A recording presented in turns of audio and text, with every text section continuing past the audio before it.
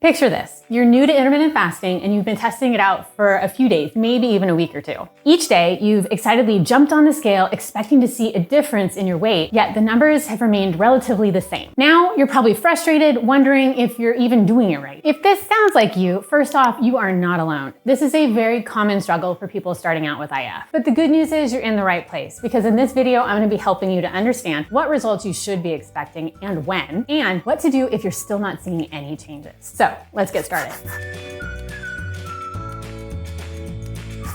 Before we dive in, it's important to understand the basics of intermittent fasting. If you haven't yet, I recommend you check out my guide to intermittent fasting video, which I'll leave the link for you below as well. Real quick though, intermittent fasting is following an intentional pattern of cycling between eating and fasting periods. It's not a diet though, like some people think, because you can technically eat whatever you want with IF, which we're going to talk about later. It's more of a lifestyle and a way to approach your diet. Now there are lots of different ways to do IF, usually referred to as methods. One of the most popular methods is the 16-8 method, where you fast for a 16-hour period and then you eat within an 8-hour window. For example, you might have your last meal at 8 p.m. and then not eat again until 12 p.m. the next day. During your 8-hour eating window, you can have 2 or 3 or even more meals, and then you'd start your fast again over at 8 p.m. that night. There's also a 5-2 method in which you eat your normal amount of food for 5 days and then reduce your calorie intake on the other 2 days. An alternate day method, which involves fasting every other day. A weekly 24-hour fast method, also known as the eat, stop, eat method.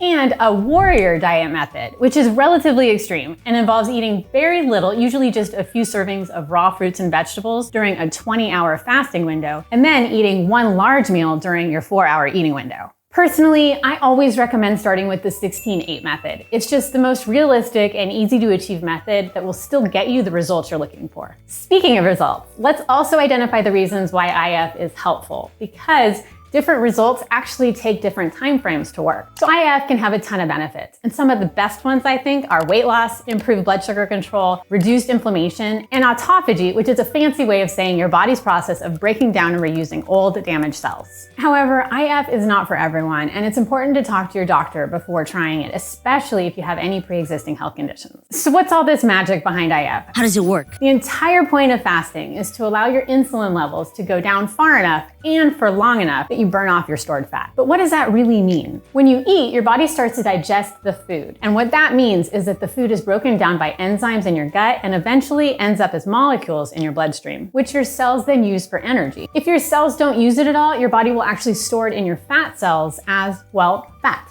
But sugar can only enter your cells with insulin, a hormone made by your pancreas. As a side note, this is why it's so insane to me that marketers label highly refined sugar foods as fat-free. While it doesn't contain fat, it will literally turn into fat in a lot of cases if you don't burn off that energy. Isn't that misleading? So between meals, as long as you don't snack, your insulin levels will go down and your fat cells can then release their stored sugar to be used as energy. So the moral of this science lesson is you lose weight if you can let your insulin levels go down.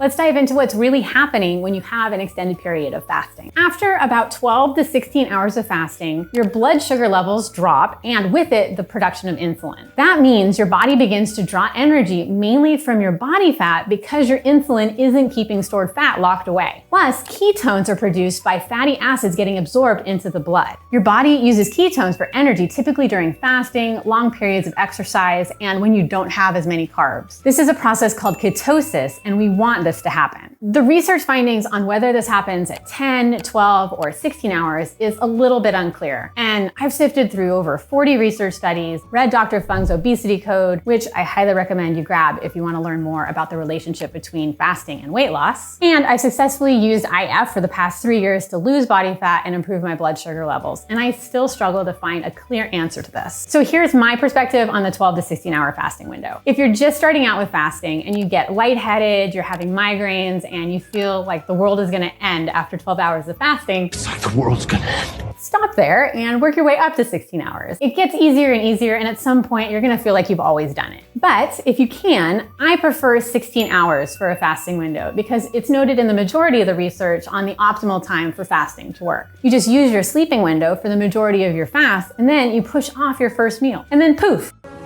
you fasted for 16 hours. And while I recommend starting at 12 to 16 for most people, the best IF method is the one that's gonna work for you. So you could start at 12, then try 16, then 24, then alternate day, then maybe even the warrior method. Dragon, warrior.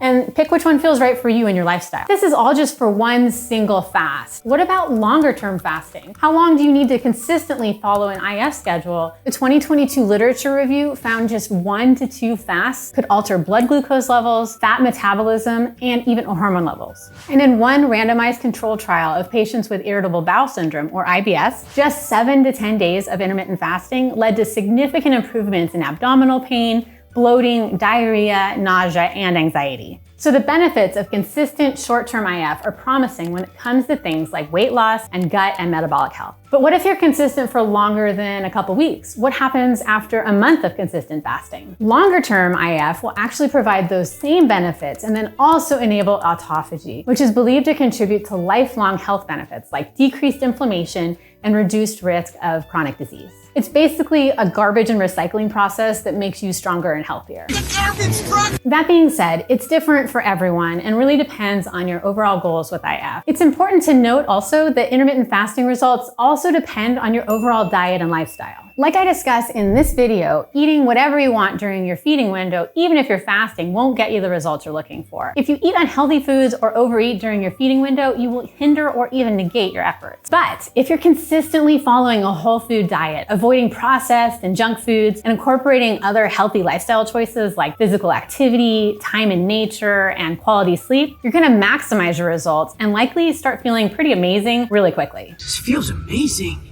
Now, it's also possible you're breaking your fast without even knowing it, which would definitely lead to frustration and lack of results. So watch this video next to make sure that you're not accidentally breaking your fast, and I'll see you in the next video.